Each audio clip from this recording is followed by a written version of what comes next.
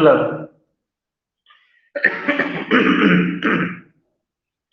The Spectator Club by Richard Steele. Actually, this essay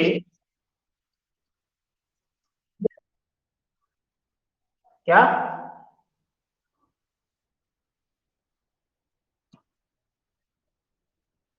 कल का आया हुआ तो रहता ना पिक्चर। कल नहीं पढ़ाया गया है, कल क्लास नहीं थी। परसों थी, परसों आप स्टडीज पढ़ाया गया है। इन दोनों को बाद में पढ़ाएंगे। डब्बों डब्बों का प्रभाव बिंबल।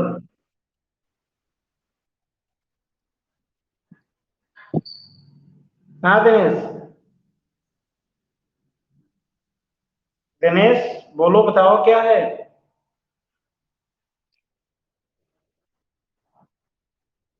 क्यों नहीं पढ़ाएंगे, पढ़ाएंगे, बिल्कुल पढ़ाएंगे। बाद में पढ़ाएंगे। इसको पढ़ा देते हैं तो कल मिस्टर कल कल पढ़ाएंगे मिस्टर बिल्डेम्बर। Okay. So the essay is a characterization of six characters. Their three characters have been, discussed in different angles. एक के बाद एक का चलता है कि पहले ये सर रोजर डी के बारे में बताते हैं, फिर आगे क्या बताते हैं। So let's start the text. The first of our society is a gentleman of Worcestershire. So, the first person, first character जिनकी ये बात करने चल रहे हैं, वो कौन है? उनका नाम है sir Roger de Coverley. The first of our society, society का मतलब यहाँ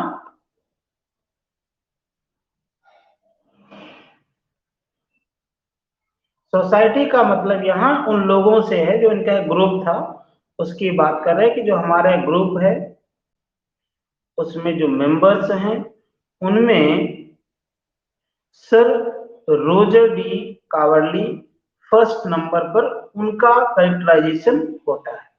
the first of our society is gentleman of worship. एक बात आपको बता दें, सारे इनके कैरेक्टर्स जो हैं वो जेंटलमैन है।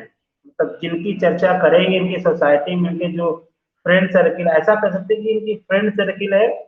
Basically there was a club जिसका नाम क्या था, द स्पेक्टेटर क्लब। तो उसी के बारे में ये सबका कैरेक्टराइजेशन करते हैं कि ये ऐसे हैं, वो ऐसे हैं। तो first of our society gentleman of Worcestershire of an ancient descent. वो क्या है, थोड़ा सा मतलब ऐसा फैमिली से हैं जो फैमिली वहां पर नोन है, एवरीबॉडी नोज दैट फैमिली। अब वेरेनेट, तो वो क्या है, एक वेरेनेट है। वेरेनेट बेसिकली इज अ पोस्ट। जैसे अपने यहाँ पंच होते हैं, प्रधान होते हैं, सभासद होते हैं ना, वैसे ही वह पोस्ट है वेरेनेट की। His name sir Roger de Coverley. उनका नाम क्या है, sir Roger de Coverley. His great grandfather, उनके ग्रैंडफादर के पहले भी एक ग्रैंड परदादा जिसे कह सकते हैं, पिताजी के पिताजी के पिताजी, great grandfather was inventor of that famous country dance. उनके जो क्षेत्र में एक जो जैसे फोक डांस होता है, तो वैसा ही कंट्री डांस जो फेमस था, वो उनके ग्रेट ग्रैंडफादर ने मतलब इन्वेंट किया था। वैसा उन्होंने बनाया था कि ऐसे डांस करना चाहिए, तो उन्होंने सिस्टम उसका बनाया। तो वही वो डांस जो बनाया गया उन्हीं के ग्रेट ग्रैंडफादर के नाम से ही वो जाना जाता है। कुल मिलाकर के ये कि इनकी पीढ़ी दिखा रहा है कि he is very famous kind of person. All who know that shire, shire का मतलब एरिया, शायर का मतलब क्षेत्र। All who know that shire are very well acquainted with the parts and merits of sir Roger. कह रहे कि जो उधर के एरिया के लोग हैं वह लोग सर रोजर के मतलब से परिचित हैं। पार्ट्स एंड मेरिट्स का मतलब उनके स्वभाव, उनके व्यवहार, उनके आचार विचार जो भी है उनसे वो परिचित है। He is a gentleman that is very singular in his behaviour, वो बहुत सज्जन आदमी है और उनका जो बिहेवियर है वो सिंगुलर का मतलब एक जैसा ही है। But his singularities proceed from his good sense, लेकिन उनकी जो सिंगुलैरिटी है, एक रूपता है बिहेवियर का, वो गुड सेंस में है, मतलब उनका जो बिहेवियर है that is good. And are contradictions to the manners of the world, correct, संसार के बहुत सारी जो मैनर्स है उसका कंट्राडिक्टरी है।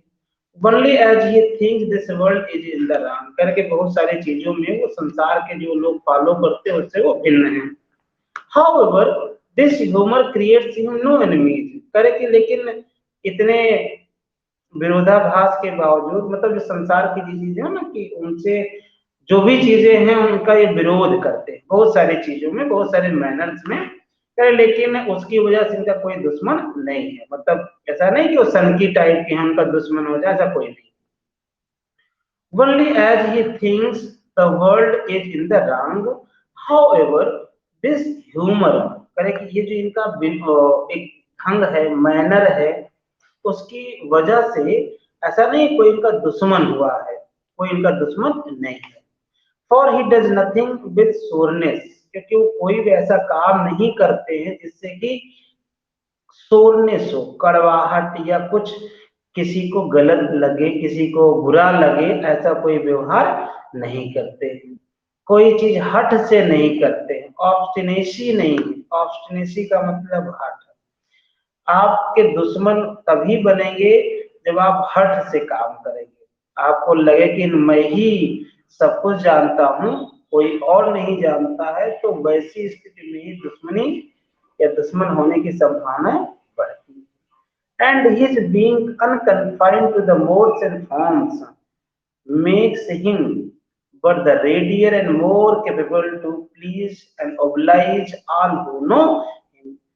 And his being unconfined to, करके वो विभिन्न जो modes and behaviors, modes and forms से वो बिल्कुल बंधे हुए नहीं, मतलब वो ओपन माइंडेड है, तो उनका जो बिहेवियर है वो हर जगह कहीं ना कहीं एक्सेप्टेबल हो जाता है, हर जगह वो अपने आप में चेंज करने के लिए रेडी रहते हैं। More capable to please and oblige all who know him, जो भी इनको जानता है उनसे खुश ही रहता है। When he is in town, he lives in Soho Square, जब वो गांव में रहते हैं तो वो सोहो स्क्वायर नामक बंगले में रहते हैं। Soho square is a bungalow, is a place, कुछ भी आप समझिए। जैसे आप कोई कहेंगे प्रयागराज में, तो कोई कटरा है, कोई सिविल लाइन, जहां भी वो स्थान कह सकते हैं, मनमोहन पार्क, जो भी नाम आप ले सकते हैं, तो उनका वो जो सोहो स्क्वायर है वहीं पर वो। It is said he keeps himself a bachelor, कैसा कहा जाता है कि वो बैचलर हैं। बाय रीजन, बैचलर का मतलब कुंवारे हैं, मतलब उन्होंने शादी नहीं किया है। उस समय की बात है, जिस समय लिखा गया है वो प्रेजेंट में था। आज यदि हम पढ़ेंगे तब भी वो प्रेजेंट में ही पढ़ेंगे। एक कैरेक्टराइजेशन का यही तो ढंग है, आज भी हमारे सामने वो जीवित प्राणी की भांति कैरेक्टर्स दिखेंगे। इट इज सेड, ऐसा कहा जाता है, मतलब ये बेसिकली लिखा गया 1709 10 11 में, 11 में लिखा, 10 11 में लिखा गया, लेकिन आज भी यदि हम उसको पढ़ेंगे तो प्रेजेंट में ही पढ़ेंगे। हाँ, इट इज सेड, ऐसा कहा जाता है कि कीप्स हिमसेल्फ अ बैचलर, अभी तक बैचलर है। क्यों? By reason he was crossed in love by a perverse beautiful widow of the next country, क्योंकि उनके साथ उसका कारण क्या था बैचलर रहने का, वो बताया जा रहा है क्योंकि एक धृष्ट, परवर्ष का मतलब धृष्ट या दुष्ट कह सकते हैं, सुंदर विधवा महिला ने इन्हें धोखा दिया था। क्रॉस का मतलब धोखा देने से है ना, कि he was crossed in love, प्रेम में इनको धोखा मिला। By a perverse beautiful widow of the next country to him. Next country to him मतलब उनके घर, जो भी कंट्री का मतलब ये भी समझ लीजिए, कंट्री आप समझते काउंटी लिखा है, बेसिकली उसका मतलब गांव होता है, वहां कंट्री का मतलब भी गांव ही होता है। कंट्री का मतलब देश वैसे होता है, लेकिन जब वैसे ही कंट्री की बात हो तो छोटा जो गांव है, जो विलेज है, काउंटी होता है, उसके ही रूप में वो कहीं कहीं यूज किया जाता। उनके गांव जो बगल का गांव था, उसी गांव की वो परवर्स ब्यूटीफुल विडो थी, जिसकी वजह से ये अपने आप को बैचलर रखे हैं, मतलब शादी नहीं किए हैं। क्यों, उसका कारण रहा होगा। बिफोर दिस डिसअपॉइंटमेंट, करेक्ट, इस निराशा के बाद, सॉरी पहले, बिफोर दिस डिसअपॉइंटमेंट, वो क्रैशनेस, जब उसने धोखा दिया उसके पहले, sir Roger was what you call a fine gentleman. Sir Roger एक सज्जन आदमी थे, he was a gentleman. Before the disturbance he was a very gentleman, जो आप कह सकते हैं कि fine gentleman, had often सब्ड with my lord Rochester. ये सब अच्छे लोग थे। लॉर्ड रोचेस्टर का एक, बेसिकली ये उस समय के लिटरेरियन थे, लिटरेचर के आदमी थे।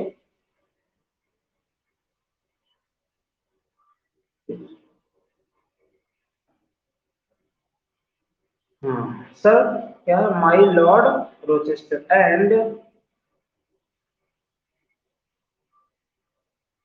One second,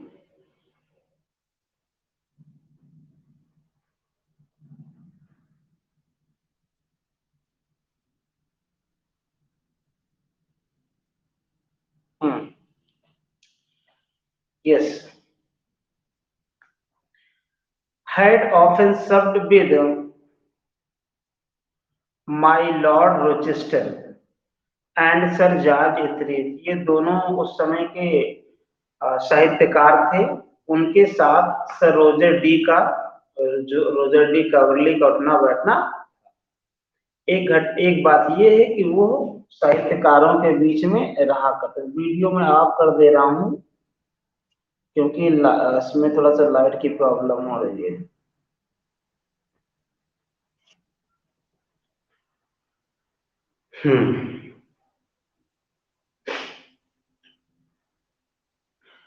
Lord Rochester and George Etherege, ये दोनों नाम, दोनों क्या है, लिटरेरी पर्सन थे, जिनके साथ सर रोजर का उठना बैठना।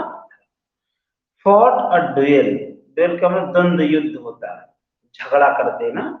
Fought a duel upon his first coming to town, जो पहली बार टाउन में आए तो एक गुंडा था, उसका नाम था डॉसन, बुली डॉसन। उसने क्या कर दिया, इनको, उससे इनका झगड़ा हुआ। क्यों हुआ, उसका कारण आगे है।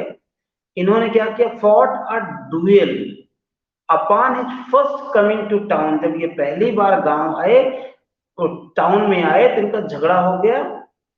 एंड किक्ड बुली डॉसन, और उन्होंने लात मार करके क्या किया, किक किया, मतलब वही ना कि बस झगड़ा हो गया, इतना समझ लीजिए। Kicked bully Dawson in public coffee house, public coffee house में। क्यों, फॉर कॉलिंग हिम यंगस्टर, क्योंकि वो बुली मतलब गुंडा होता है। उस डॉसन नाम के आदमी ने इनको यंगस्टर बुला दिया। यंगस्टर मतलब होता है छोकरा। ये थोड़ा सा आप कह सकते हैं, जब एक तरह से एक वर्ड होता है जिसको आप नीचा दिखाना चाहते हो या किसी को इज्जत दे के ना बुलाना हो, तो यंगस्टर बुलाया जाता है। जैसे किसी को आप किसी का नाम से बुलाएं, कोई, यंगस्टर का मतलब छोकरा, किसी छोकरा ऐसा बोल देना तो वो क्या है, एक तरह से मतलब इंसल्टिंग हो जाता है। तो इसीलिए इन्होंने क्या किया, डॉसन की कस के पिटाई कर दिया। मतलब he was a fine gentleman, उसका एग्जाम्पल दे रहे हैं। being ill used by the above mentioned widow, correct, लेकिन जो ऊपर महिला जिसके बारे में बताया गया है के द्वारा इल यूज्ड होने के कारण, उससे धोखा खाने के कारण, he was very serious for a year and a half, a year and a half मतलब 1.5 साल तक, 1.5 साल तक ये बहुत गंभीर हो गए, बिल्कुल मिलना जुलना सब कुछ बंद कर दिए। His temper being naturally jovial, इनका जो स्वभाव था स्वाभाविक रूप से ये बहुत हंसमुख थे, नेचुरली बहुत हंसमुख थे, लेकिन he at last got over it, और अंततः बाद में इन्हों 1.5 साल बाद इन फिर से अपने थोड़े से बदलाव में आए, बाकी 1.5 साल तक बहुत सीरियस रहे। He grew careless of himself, वो बिल्कुल लापरवाह हो गए, एंड नेवर ड्रेस्ड आफ्टरवर्ड्स, और उसके बाद ये इन्होंने अपना ड्रेस ही नहीं बदला, मतलब बहुत साफ सफाई करना शरीर की बंद कर दिए। कपड़े अभी बताएंगे कि एक बार एक कपड़ा पहन पूरा 1.5 साल में कितनी बार उतारे कितनी बार पहने, ये भी बताएंगे।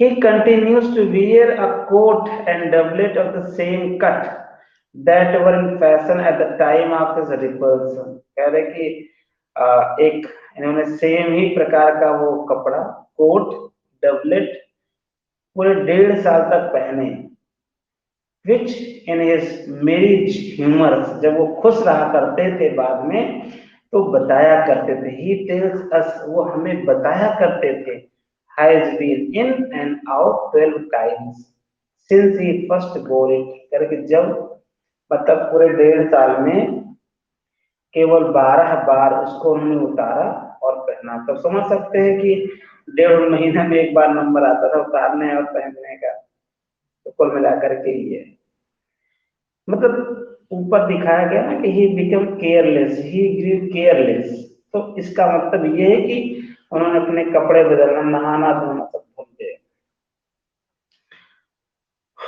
And sorry the same cut that were in fashion at the time of his repulse, repulse का मतलब घृणा, जिस जब उनको धोखा मिला तो उस समय जिस प्रकार का कोट और डबलेट प्रचलन में था उसी प्रकार उसी को ये पहने रहे, विच इन मेरी ह्यूमर्स ही टेल्स अस, जो अस का मतलब वो अपने ग्रुप की बात की कि हम लोगों को, मतलब इसकी अपने फ्रेंड्स की तरह कि हमारे जब ये आया करते थे खुश रहा करते थे बताया करते, होता ना कि आजकल के बुजुर्ग भी बताया करते हैं कि जब मैं इतने साल का था तो ये ऐसा होता था, वैसे ही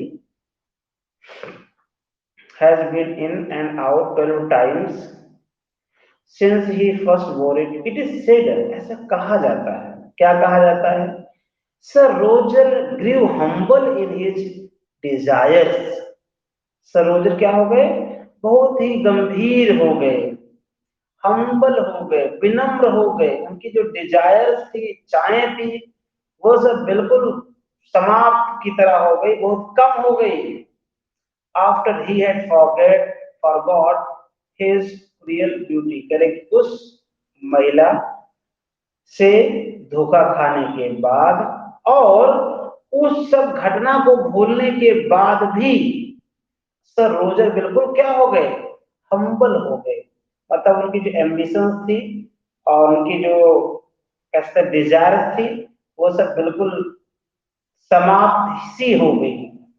इन so much that it is reported, करे कि चाहे जो भी हो ऐसा बताया जाता है, ऐसा पता चलता है, he has frequently offended with beggars, करे कि he has frequently offended with beggars and gypsies, करे कि वो इतने विनम्र हो गए कि वो भिखारियों और जिप्सी का मतलब समझते हैं, ऐसे जो घूम घूम कर भीख मांगते हैं या डेरा जमाते हैं, ऐसे लोगों को जिप्सी कहा जाता है।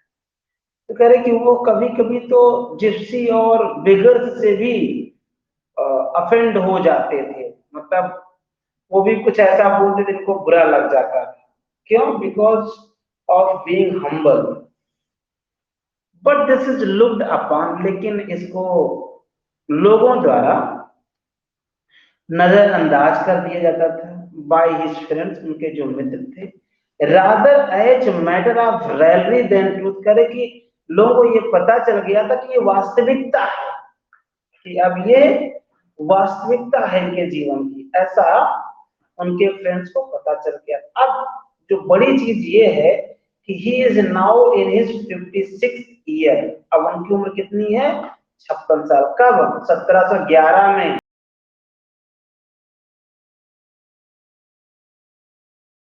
लिखा गया ये इसे। तो सर रोजर की उम्र कितनी थी? 56। तो आप जब लिखेंगे, जब आप लिखेंगे इसका समरी लिखना हो, क्रिटिकल अप्रिसिएशन लिखना हो, तो आप इस बात को लिखेंगे कि sir Roger is 56 years old, because when we talk about literature, literature is always present. Okay. Cheerful, तो 56 साल के हैं, चीयरफुल हैं मतलब खुश मिजाज है। गे का मतलब भी खुश मिजाज होता है। एंड हार्टी, हार्टी का मतलब क्या होता है? उसका भी मतलब खुश मिजाज, सब पॉजिटिव है, बेसिकली दिलदार होता है, हार्टी, फ्रेंडली। हाँ, कीप्स अ गुड। हाँ,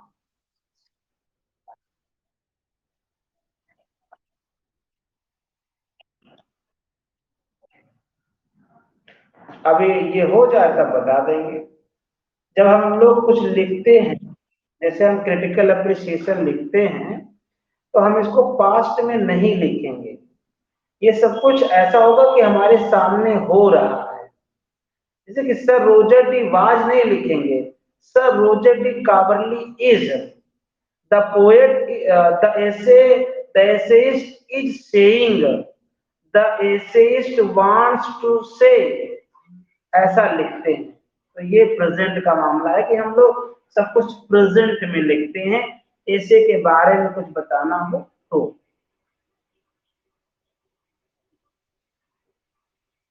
सबको तो क्लियर हो जाना चाहिए, इतने से ही हमें लगता है। खैर कोई नहीं, बाद में डिस्कस करेंगे इसके बारे में। एंड हार्टी, हाँ,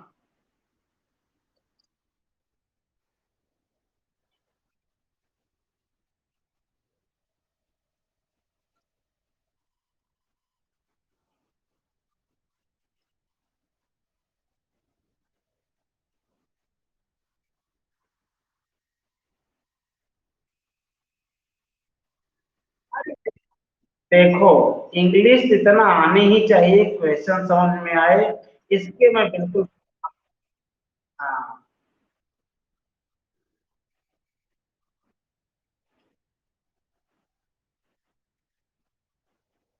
कौन है इस ग्रुप में?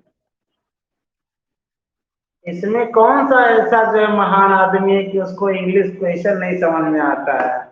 क्वेश्चन नहीं समझ में आता है तो अंग्रेजी और अच्छा पढ़े। अब उसको लेबल इतना ना गिरा दो कि हम जो है कक्षा 2 की तरह पढ़ाएं। चाहे क्वेश्चन तो आपको इंग्लिश में पूछना ही चाहिए, और जो कोई पूछ रहा है तो अगले को समझ में आना ही चाहिए। वैसे इसीलिए हम क्या किए हैं, अब क्लास या तो स्टार्टिंग में क्वेश्चन कराएंगे या तो लास्ट में कराएंगे, तो जिनको ना समझ में आए वो अपना निकल जाएंगे। क्वेश्चन अपना अपना लेके आइए। जो क्वेश्चन पूछ रहा हो, ये नहीं कह सकते कि वो हिंदी में पूछे, ये बिल्कुल नहीं हो सकता है। अपने अपने क्वेश्चन लाइए, यदि आपको आपको हम समझाएंगे, आप हिंदी में पूछेंगे तो हिंदी में जो भी रहेगा वो समझाएंगे, वो आपका प्रॉब्लम है तो आपको सॉल्व किया जाएगा, अगले को थोड़ी समझाया जाएगा कि आप हिंदी में पूछे। हिंदी में इंग्लिश का क्वेश्चन हिंदी में कैसे कोई पूछेगा?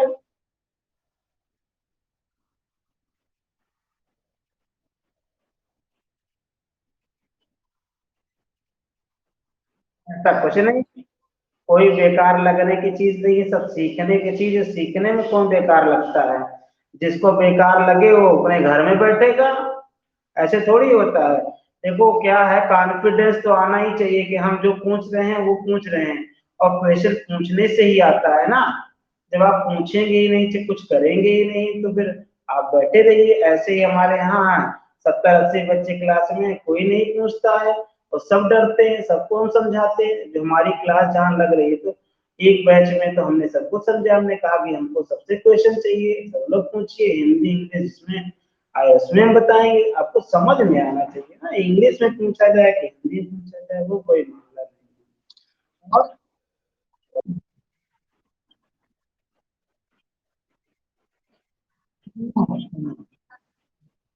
जब किसी को,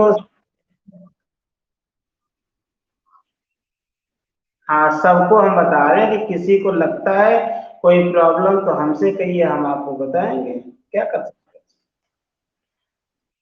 कोई नहीं, बहुत तो गड़बड़ हो गया, 7-8 मिनट हमारा चला गया, हम तो सोचे था खत्म कर देंगे इसको। चलिए कोई नहीं। Hmm. Hearty keeps a good house both in town and country. उनका घर कहाँ है, टाउन में भी है और कंट्री में भी है, गांव में भी है और शहर में भी। A great lover of Mankind, वो मतलब अच्छे, सबको स्नेह करने वाले आदमी। मैनकाइंड मतलब मानव जाति होता है, तो यहाँ इसका मतलब है सबको चाहने वाले, सबसे प्रेम करने वाले आदमी। There is such a merciful cast in his behaviour. Cast का मतलब एक विशेष प्रकार का व्यवहार। यहाँ कास्ट मतलब जाति नहीं, कास्ट मतलब जब किसी को एक सिस्टम है ना, कि उनका उनका जो बिहेवियर वो सिस्टमेटिक है, एक विशेष प्रकार का सिस्टम है। That is rather beloved than esteemed. करे कि उनका जो बिहेवियर है वो प्रेम करने वाला है, सम्मान करने वाला तो है ही है, लेकिन वो ज्यादा प्रेम करने वाला है। बिलीवेड ज्यादा है स्टीम्ड की अपेक्षा। स्टीम मतलब सम्मान करना होता है, और बिलव मतलब प्रेम करने वाला। तो बेसिकली उनका जो बिहेवियर है वो ऐसा है कि आप उनसे प्रेम करेंगे, सम्मान तो करेंगे ही, सम्मान कम करेंगे लेकिन प्रेम करने वाला ज्यादा है। तो कुल मिलाकर ऐसा behaviour. His tenants grow rich, उनके जो टेनेंट्स हैं, जो किराएदार हैं, जो उनके नौकर हैं, वो अमीर होते जा रहे हैं। मतलब क्योंकि वो ध्यान नहीं देते हैं, कहते जो मन गए सो करो, तो वो लोग भी अमीर हो गए हैं, हो रहे। His servants look satisfied, उनके जो नौकर हैं वो संतुष्ट दिखते हैं। All the young women profess to love him, जो यंग महिलाएं हैं उनसे स्नेह करती हैं, प्रेम करती हैं। And the young men are glad of his company, और जो युवा लड़के हैं उनके साथ रुकना, बात करना, समझना, मतलब अच्छा महसूस करते हैं, खुश महसूस करते हैं। When he comes into a house, जब वो घर में आते हैं, मतलब चाहे वो शहर का घर हो चाहे गांव का हो, he calls the servants bye their names, तो वो अपने नौकरों को नाम से बुलाते हैं। बेसिकली एक फ्रेज भी है, कॉल बाय नेम्स का मतलब गाली देना होता है। पता नहीं यहाँ इसका मतलब, तो यहाँ इसका मतलब है कि वो उनके नाम से बुलाते हैं। लेकिन एक फ्रेज है, call someone bye their names या समवन बाय नेम्स, उसका मतलब होता है गाली देना। लेकिन यहाँ इसका मतलब है कि वह अपने नौकरों को उनके नाम से बुलाते। And talks all the way up stairs to a visit, और जब वो ऊपर की ओर जाते हैं सीढ़ियों से, तो उनसे बातें करते हुए जाते। I must not omit that, I मतलब the assist, assist कहता है कि मैं इस बात को नहीं छोड़ सकता। omit का मतलब छोड़ना, इस तथ्य को नहीं छोड़ सकता कि sir Roger is justice of the quorum, कि सर रोजर क्या है, जस्टिस ऑफ कोरम। कोरम का मतलब बेसिकली कोई कमेटी हो उसके प्रमुख अंग कह सकते हैं, justice of the quorum. That he fills the chair at a quarter session with great abilities, कह कि जो सोसाइटी या जो कोरम है उसमें जो भी प्रक्रिया होती है, उसमें ये चेयर को सेशन करते हैं। क्वार्टर सेशन का मतलब उसकी अध्यक्षता करते हैं और उस अध्यक्षता के दौरान ये पूरी योग्यता के साथ बातें करते हैं। एंड 3 months एगो, और 3 महीना पहले जब ये ऐसे लिखा गया तो उसके 3 महीना पहले गेंद यूनिवर्सल एप्लॉज, उन्हें बहुत अच्छा सम्मान मिला। क्या सम्मान मिला? उनको सम्मान ये मिला कि एक गेम एक्ट था, उसमें कुछ पैसेजेस लोगों को समझ में नहीं आ रहे थे, तो इन्होंने समझाकर लोगों को बताया। तो इतना है सर रोजर के बारे में। तो सर रोजर के बारे में यदि आपको लिखना है तो आप अपने हिसाब के sir Roger ji was this this this ऐसा करते हुए आप एक एक पेज में लिखिए, अपने से, अपनी स्टाइल में, अपने ढंग से आप लिखने की आदत डालिए। तो ये तो लिटरेरी ढंग से लिखा गया, आप अपने हिसाब से कैसा लिख पाते हैं इसको लिखिए। The gentleman next in esteem and authority among us is another bachelor करके जो नया जो नेक्स्ट है, जो जिसके बारे में ये बात करेंगे, वो भी क्या है? बैचलर ही है, वो भी कुमारा ही है। Who is a member of the inner temple? उसका नाम नहीं दिया गया है इस एशे में, उसको कहा गया है कि वो इनर टेम्पल का मेंबर है। इनर टेम्पल क्या है? एक इंस्टीट्यूट है, उसका वो मेंबर है। अब man of great probity, probity का मतलब होता है सूझबूझ, समझदार है। He is a man of great understanding, wit and understanding, उसमें सूझबूझ है, समझदारी है। But he has chosen his place of residence rather to obey the direction of an old humoursome father there in pursuit of his own inclination. Correct. लेकिन वो London शहर में इसलिए रह रहे हैं क्योंकि उनके पिताजी ने उन्हें वहां पर रहने के लिए कहा है, मतलब उनका इरादा नहीं है। फिर समझ लीजिए, his place of residence rather to obey, कह रहे कि उन्होंने जो लंदन में जिस स्थान पर ये लिखा गया, जिस स्थान पर ये सोसाइटी है, क्लब है, वहां पर वो रहने के लिए वो इसलिए रह रहे हैं क्योंकि उनके ह्यूमरसन फादर, ओल्ड ह्यूमरसन फादर के कहने पर उनका कोई इंक्लिनेशन, कोई इच्छा, इंक्लिनेशन मतलब इच्छा नहीं है वहां रहने की। मतलब बेसिकली जैसे आप पढ़ने गए थे, वो इनर टेम्पल एक एक प्रकार का जो है जैसे कि इंस्टीट्यूट है जहां पर लॉ पढ़ाया जाता है, कानून पढ़ाया जाता है।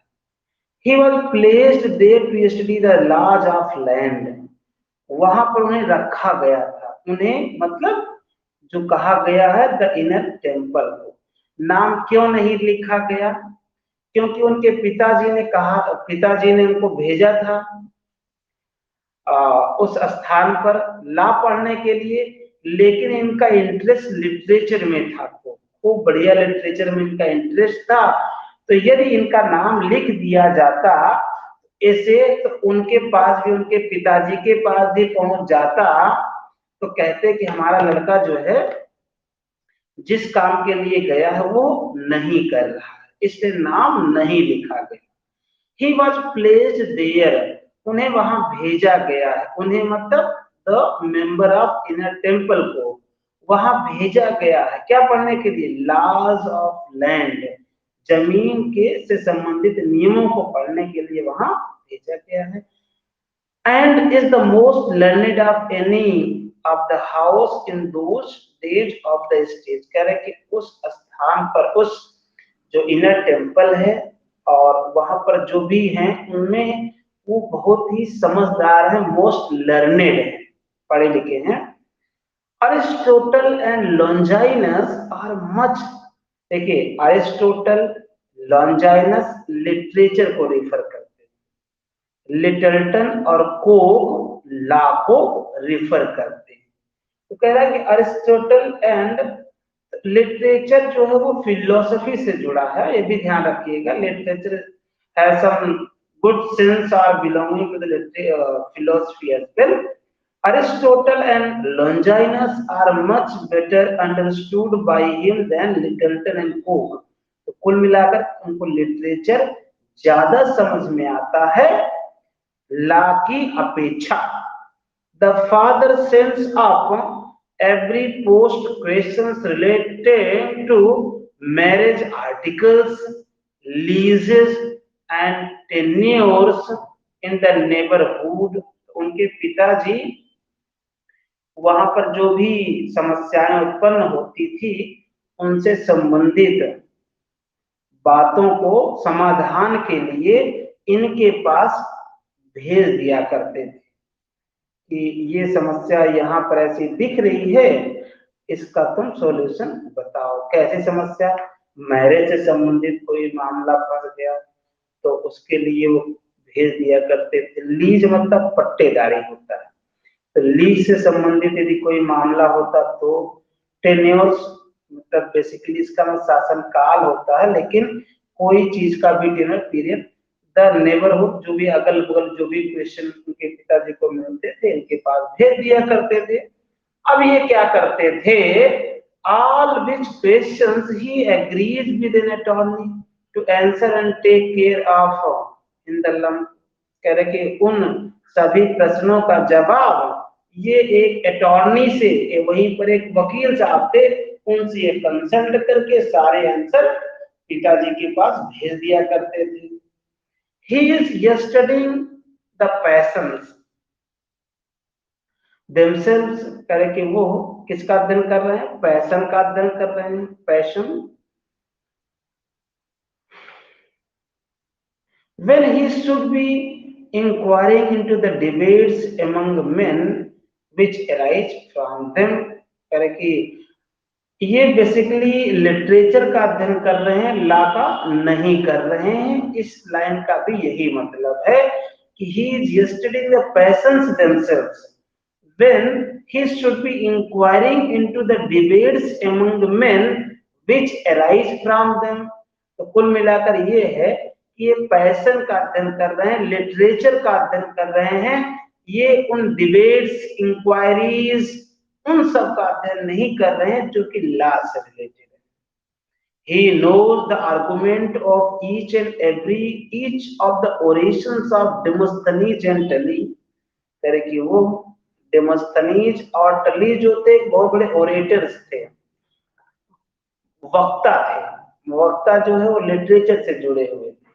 तो कह रहे कि वो डेमोस्थनीज और टली के सभी प्रकार के आर्गुमेंट से परिचित थे, but not one case in the reports of our own court. लेकिन ये कभी कोर्ट में कोई भी मामला लेकर नहीं गए।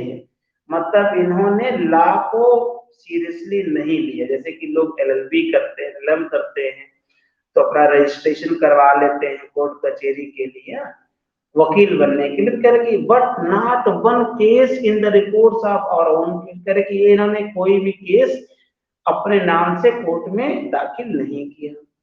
No one ever took him for a fool. कभी उनको कोई मूर्ख नहीं समझता है, क्योंकि वो होशियार थे, समझदार थे, प्रोबिटी थी, ऐसे शुरू में ही बताया गया है।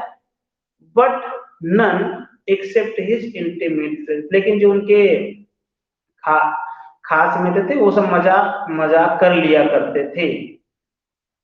No he has a great deal of wit. करे कि सब लोग उनको जानते थे कि he is a man of great wisdom wit। he मतलब the member of inner temple। this turn makes him at once both disinterested and agreeable। करे कि जो मामला था, ये जो बात है कि उनको कोई मूर्ख नहीं समझता था, तो उसकी वजह से वो क्या थे? मतलब this turn makes him at once both disinterested and agreeable। disinterested का मतलब क्या? ऐसा व्यक्ति जो बहुत रुचि न रखता हो विभिन्न चीजों में, और agreeable का मतलब जिससे मिलनसार हो जाए। as few of his thoughts are drawn from business। उनके कुछ विचार जो हैं वो बिजनेस से जुड़े हैं। they are most of them fit for conversation। करे कि they are business किसी मुद्दे पे आप बात करेंगे तो वो आपसे अच्छी बात करेंगे, आपको बहुत सारी सलाह दे सकते हैं। His taste for books is a little too just for the age he lives। करे कि उनको किताबों से बहुत अच्छा इंटरेस्ट था, मतलब उनको किताबों में interest. He has good fonding for books। He has read all, करे कि उन्होंने बहुत सारी किताबें पढ़ी हैं। But approves of very few, लेकिन उनमें से कुछ ही विचारों को, कुछ ही बातों को ये एग्री करते हैं। His familiarity with the customs, वो विभिन्न प्रकार के रीति रिवाजों से परिचित हैं, कस्टम्स से, मैनर्स से, एक्शंस से, and writings of the ancients, और एंशियंट विभिन्न प्रकार जो पुरानी समय की जो राइटिंग्स हैं उनसे भी वो परिचित हैं। His familiarity with the custom, he has familiarity, मतलब he is familiar, familiar मतलब परिचित होना, with customs, customs और रीति रिवाज, मैनर से मतलब जो ढंग है, एक्शन से मतलब क्रियाकलाप, राइटिंग्स ऑफ द एंशियंट, जो प्राचीन समय की जो ग्रंथ है उनसे वो परिचित है। Makes him a very delicate observer of what occurs to him in the present world। करे कि इसकी वजह से जो वर्तमान में हो रहा है उसको, उन चीजों को ये बहुत अच्छे से ऑब्जर्व करते हैं। He is an excellent critic, वो बहुत अच्छे क्रिटिक हैं। And the time of the play is his or a business। करे कि जब अन्य लोग खेलते हैं, खेलने में अपना समय गुजारते हैं, उस समय अपने बिजनेस में ध्यान देते हैं। Exactly at 5 he passes through New Inn। ठीक 5 बजे, न्यू इन एक स्थान का नाम है, करे कि ठीक 5 बजे ये न्यू इन नामक स्थान के सामने से गुजरते हैं। थ्रू रसेल कोर्ट, ये भी स्थान का नाम है कि through crosses through Russell court, Russell court के आगे निकलते हैं। And makes a turn eight bills. Bill क्या है? बिल एक कॉफी हाउस है। बिल्स, बिल की, तो बिल्स का एक कॉफी हाउस है, इसमें लिखा नहीं है ना। टिल द प्ले बिगिंस, कि जब प्ले बिगिन प्रारंभ होता है। प्ले मतलब ये basically bill, turn at the bills, यहाँ इसका बिल एक एक थिएटर का भी नाम है, कॉफी हाउस का भी नाम है, लेकिन यहाँ एक थिएटर है जहां पर ये प्ले देखने जाया करते थे, नाटक गृह में जाया करते थे। He has his shoes rubbed, करे कि वो अपने शूज की बढ़िया पॉलिश किए रहते हैं। एंड हिज पेरीविक पाउडर्ड, उनका जो पेरीविक का मतलब होता है एक प्रकार का कैप, एक कैप, कैप समझते हैं ना, टोपी, तो उसको टोपी लगी रहती है। At the barber's as you go into the Rose, तो रोज भी एक थिएटर का नाम है।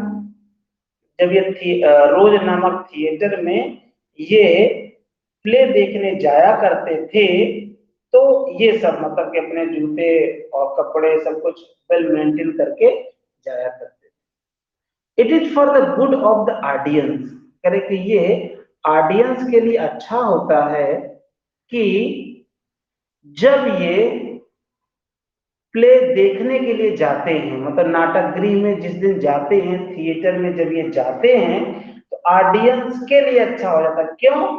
क्योंकि जो एक्टर्स हैं, for the actors have an steam ambition, क्योंकि जो एक्टर्स हैं उनको ये लगता है कि आज अच्छा परफॉर्मेंस करके इनको खुश किया जाए। तो अच्छा परफॉर्मेंस होगा तो केवल एक ही व्यक्ति के लिए तो होगा नहीं, जितने ऑडियंस होंगे उन सबके लिए होगा, तो सबको अच्छा लग जाता है। ठीक जी।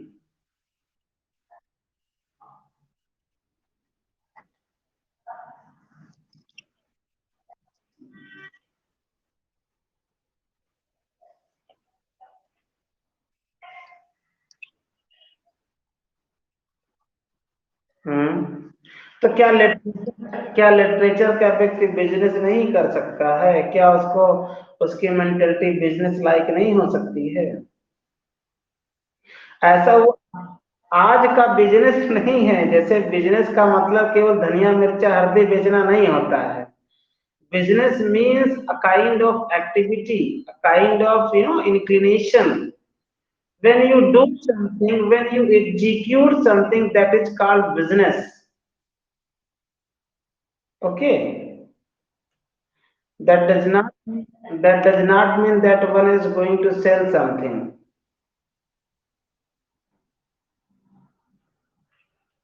आगे बढ़ते हैं। एक सेकेंड ना, एक मतलब 10-15 सेकेंड के लिए मैं थोड़ा चार्जर लगा दूं इसमें, क्योंकि मैं चार्ज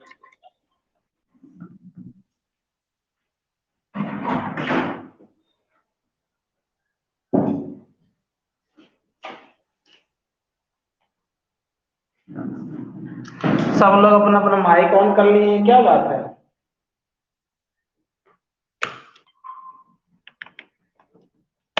पूछना है कुछ क्या?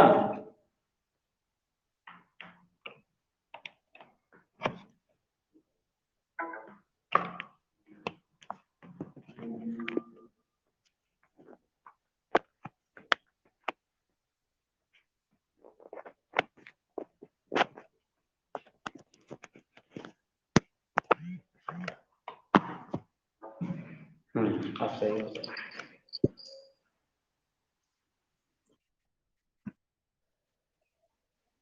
चलिए कल बता देंगे।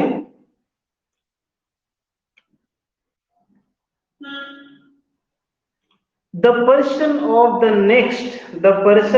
next consideration is Sir Andrew Freeport। तो कह रहे कि अगले जो करेक्टर हैं जिनका नाम है एंड्रयू फ्रीपोर्ट। कंसिडरेशन का मतलब कि जो नेक्स्ट पर्सन जिसके बारे में हम बात करने जा रहे हैं उसका नाम क्या है? Sir Andrew Freeport. तो आपको याद होना चाहिए कि the first character is sir Roger de Coverley, the second character is the member of Inner Temple, and the third character is Sir Andrew Freeport, a merchant of great eminence. He is a very famous, merchant in the city of London. वो London शहर के जाने माने प्रसिद्ध क्या है? व्यापारी है। A person of indefatigable, indefatigable का मतलब अथक, इंडस्ट्री मतलब परिश्रम। उन्हें लोग अथक परिश्रम के लिए जानते हैं। मीन्स वो परिश्रम करने के लिए, अपनी मेहनत के लिए पूरे शहर में जाने जाते हैं। स्ट्रॉन्ग रीजन, उनके जो रीजन है, उनके जो बातें हैं, जो उनके तर्क हैं, बहुत ही स्ट्रॉन्ग है, बहुत ही मजबूती से अपने पक्ष को रखते हैं। एंड ग्रेट एक्सपीरियंस, और बहुत ही अनुभवी। His notions of trade are noble and generous. उनके जो ट्रेड के जो नोशंस हैं, जो विचार हैं, वो बहुत ही उत्तम और सहज हैं, जेनरस हैं। And as every rich man has usually some sly way of jesting, करे कि जैसे कि सभी जो अमीर लोग होते हैं उनमें कुछ ना कुछ एक अच्छी बात होती है ना। Usually some sly way of jesting. Jesting का मतलब ऐसे मजाक करना होता है, लेकिन यहाँ इसका मतलब कि बिहेवियर से कुछ ऐसा होता है उनके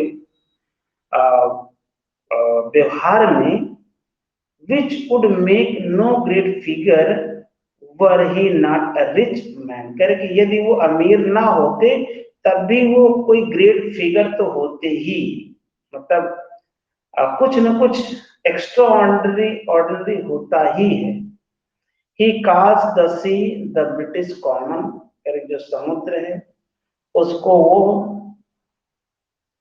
ब्रिटेन की ही संपत्ति मानते हैं। ब्रिटिश कॉमन का मतलब कि वो ब्रिटेन की ही है, ऐसा। अब याद कीजिए उस समय 1700 जिस नॉवेल लिखा गया 17वीं 18वीं शताब्दी में पूरे वर्ल्ड पर ब्रिटेन का शासन था। तो हर जगह इनका जो व्यापार फैला हुआ था, तो उसी से भी रिलेटेड कह सकते हैं कि आगे बताएंगे। He is acquainted with commerce in all its parts, क्योंकि वो कॉमर्स के या बिजनेस के सभी प्रकार के जो ढंग हैं, जो उनकी चीजें हैं, जो संबंधित चीजें, उनसे वो परिचित एंड विल टेल यू, और वो बता सकते हैं या बताएंगे या बताते हैं that it is a stupid and barbarous way to extend dominion by arms. कहा करते हैं कि ये मूर्खता है कि हम शस्त्र द्वारा, हथियारों द्वारा अपने साम्राज्य का विस्तार करें। तो ये बारबरस एक्टिविटी है। बारबरस मतलब क्रूरता, एंड स्टूपिड एक्टिविटी है।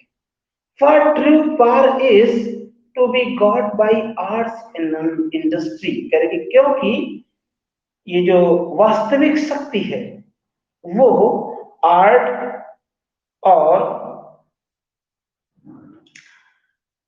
इंडस्ट्री द्वारा, मतलब कला और परिश्रम के द्वारा पाई जा सकती है। He will often argue that, वो प्रायः तर्क देते हैं, if this part of our trade were well cultivated, करें कि यदि हमारे व्यापार का ये हिस्सा, ये ढंग विकसित किया जाए, तो मतलब वो विभिन्न प्रकार के कि बार बार में कि ये बातें वो बातें, कि ये काम किया जाए तो हम ये कर सकते हैं, ये काम किया जाए तो ये कर सकते हैं, ऐसा। तो कह रहे कि ही विल ऑफ्टन आर्ग्यू, प्रायः ऐसे हम लोगों से तर्क करते हैं एक किसी भी प्रकार का, कि if this part of our trade, की यदि हमारे व्यापार का ये हिस्सा या ये प्रक्रिया को अच्छी किया जाए, वेल कल्टीवेट किया जाए, तो we should gain from one nation. तो हम क्या कर सकते हैं कि किसी देश से हम कितना कमा सकते हैं, मतलब जैसे होता है ना कि यदि आप ये करेंगे तो ये हो जाएगा, तो ऐसा वो आर्ग्यू करते हैं। And if another from another, तो कह रहे कि दूसरे प्रकार का वो I have heard him prove that diligence makes more lasting acquisitions than valor, कह रहे कि हमने सुना है उन्हें ये सिद्ध करते हुए कि मेहनत जो है वो अधिक समय तक लोगों के दिमाग में रहती है। मोर लास्टिंग एक्विजिशंस, एक्विजिशन का मतलब बेसिकली आपको, एक्विजिशन का मतलब होता है बनाए रखना, हथियाना या ग्रहण करना। तो कुल मिलाकर के ये है, उनका कहने का मतलब है कि साहस की अपेक्षा डिलीजेंस अधिक समय तक लोगों के दिमाग में रहती है। And that sloth has ruined more nations than the sword, कह कि जितना तलवार ने किसी देश को बर्बाद नहीं किया है, उससे कहीं अधिक बर्बाद कौन किया है? स्लॉथ ने। स्लॉथ, लेजीनेस ने बहुत सारे देशों को बर्बाद किया है। ही abounds in several frugal maxims, frugal का मतलब बचत, किफायती, मतलब वह विभिन्न प्रकार के मैगजीन्स, मैगजीन्स का मतलब कहावतें, वो विभिन्न प्रकार की कहावतें कहा करती हैं जो फ्रुगैलिटी से जुड़े हुए हैं, जो बचत से संबंधित हैं। amongst which the greatest favorite is, उनमें से करें कि ये सबसे ज्यादा बोली जाती है क्या है? a penny saved is penny God, करें कि जितना आप बचा लें, यदि एक पैसा आप बचा लें तो वही आप ये मानिए कि उतना ही आप कमाए हैं। a general trader of good sense is pleasanter company than a general scholar, करें कि एक सामान्य व्यापारी आपके लिए ज्यादा सुखद हो सकता है, सुखद समय हो सकता है देन जनरल स्कॉलर, एक सामान्य विद्वान की अपेक्षा आप अच्छे व्यापारी का साथ कीजिए, आपको अच्छा, आपको कंपनी देगा। क्योंकि व्यापारी जो है, बिजनेसमैन जो है, वो विभिन्न प्रकार के जनरल ट्रेडर, जो ट्रेडर होगा वो विभिन्न प्रकार के इंसिडेंट्स को आपके साथ शेयर करेगा, जिससे आपका अनुभव बढ़ेगा। जनरल स्कॉलर की बात हो रही है, अच्छे स्कॉलर की बात नहीं हो रही है। And sir Andrew having a natural unaffected eloquence, कह रहे कि और सर एंड्रयू के पास बोलने की भी अच्छी कला है।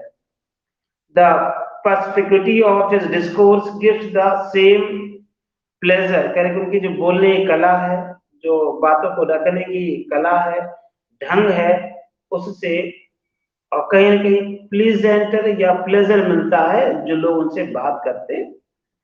That bit would in another man, करके जो अन्य लोग जिसको बिट समझते हैं वो उनके डिस्कोर्स में मिल जाता है। he has made his fortune himself, वो हो उन्होंने अपना भाग्य स्वयं बनाया है, मतलब उन्होंने अपनी मेहनत से सब कुछ, ये जो नाम मतलब बनाया है वो अपनी मेहनत से उन्होंने बनाया। एंड सेज दैट इंग्लैंड में भी रिचर, इंग्लैंड और अधिक रिच हो सकता है और अधिक धनवान हो सकता है देन अदर किंगडम्स, अन्य देशों की अपेक्षा, by as plain methods as he himself is richer than other man, कह रहे कि जैसे कि, कह रहे कि जैसे मैंने प्लेन मेथड्स मतलब सज्जनता का व्यवहार करके मैं अन्य लोगों की अपेक्षा अमीर हूं, तो वैसे हमारा देश भी यदि प्लेन मेथड्स को अपनाए तो अन्य देशों की अपेक्षा वो अमीर हो सकता है। तो at the same time I can say this of him, कि उनके बारे में ये कह सकता हूं that there is not a point in the compass but blows home a ship in which he is an owner, करे कोई भी ऐसा मुद्दा नहीं है, कोई भी ऐसी बात नहीं है जो इस संसार में है और वो उससे परिचित ना हो। विच ही इज एन ओनर, क्या मतलब कि ये पूरे सेंटेंस का मतलब ये कि संसार में विभिन्न प्रकार की चीजों की जानकारी उनको है।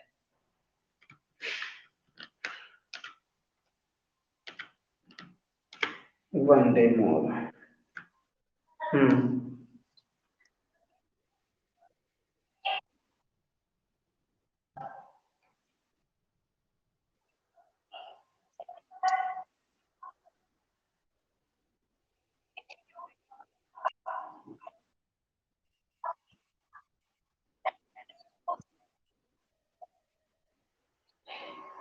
It is actually, it is a kind, actually different kinds of things, different kinds of ideas have been discussed. Actually, this is characterization. It is a way of representation in literature. In this, in this essay, a characterization has been done, and the essay, this essay is one of the most anthologized, मतलब ये सबसे अधिक कह सकते हैं कि India में तो, इंडिया क्या वर्ल्ड में ये सबसे अधिक पढ़ाया जाने वाला ऐसे है 18th सेंचुरी का। 18th सेंचुरी लिटरेचर में जब हम बात करते हैं प्रोज में और खासकर ऐसे में, तो ये ऐसे मोस्ट ऑफ द यूनिवर्सिटीज में पढ़ाया जाता है। जहां हम वर्तमान में हैं यहां भी ये सिलेबस में है। तो इसमें ये है कि करेक्टराइजेशन किया गया कि लोग उस समय कैसे थे। Actually Richard Steele is also named, is also famous for his representation of the period. तो उन्होंने लोगों की बात की कि ऐसे ऐसे लोग हमारे आसपास होते हैं, हमारे आसपास हैं। तो उसमें कुछ इंटरेस्टिंग ढूंढने की जरूरत नहीं। प्रोज में कभी इंटरेस्ट या लिटरेचर में आपको आपके इंटरेस्ट का थोड़ी कुछ मिलता है, ये तो विद्वानों के इंटरेस्ट की चीज है ना, कि उन्होंने क्या सोचा तो उसको हमको पढ़ना है, उसको हमको याद करना, उसको हमको हमारा इंटरेस्ट ना होते हुए भी उसको हमें याद करना। और डिफरेंट करेक्टर्स हैं, डिफरेंट काइंड्स ऑफ करेक्टर्स हैं कि देखिए सर रोजर डी ऐसे हैं, मेंबर ऑफ इनर टेम्पल ऐसे हैं, हाँ सर एंड्रयू फ्रीबोट ऐसे हैं, कैप्टन सेंट्री ऐसे होने जा रहे हैं। तो मैं सोच रहा हूँ एक करेक्टर इसको भी निपटा दें क्या? नहीं, कल पढ़ाएंगे।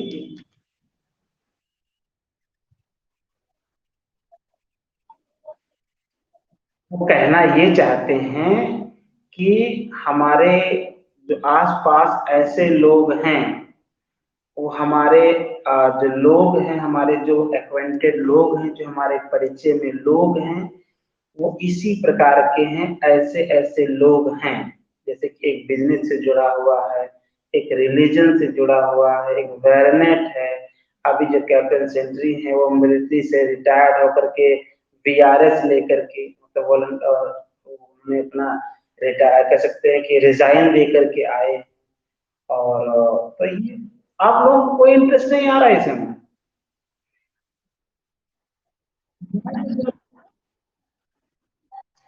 नहीं नहीं, अपने बारे में थोड़ी बता रहे हैं, ये तो दूसरों के बारे में बता रहे हैं, करेक्टर जितने भी।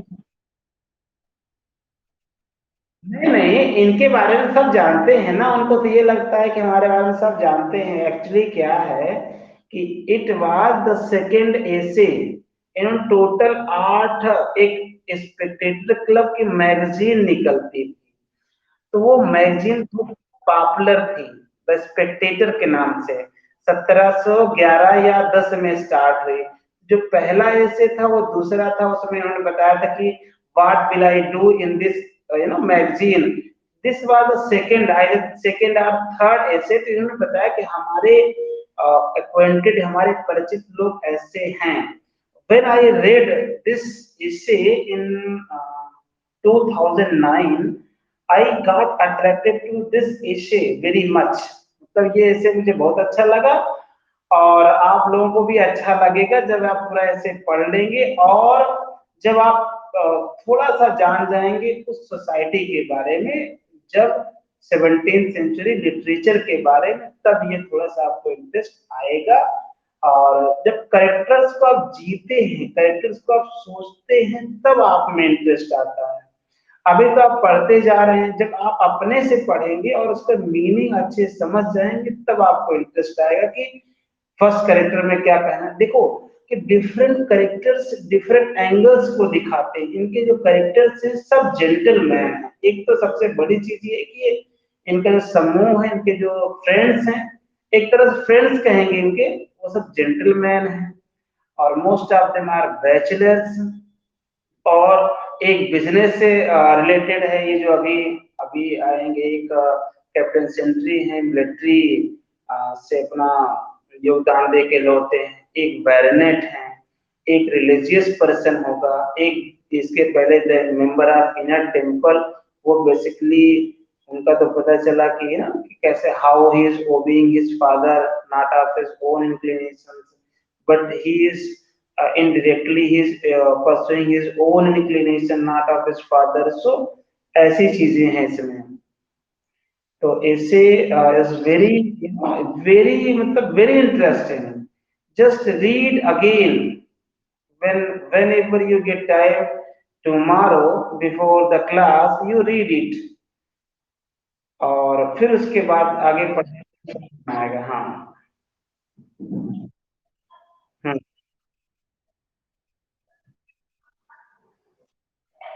क्वेश्चंस? कोई क्वेश्चन नहीं कहा हमने।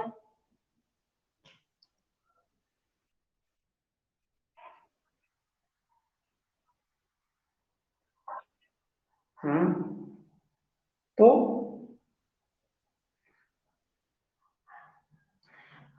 just let me disconnect the recording।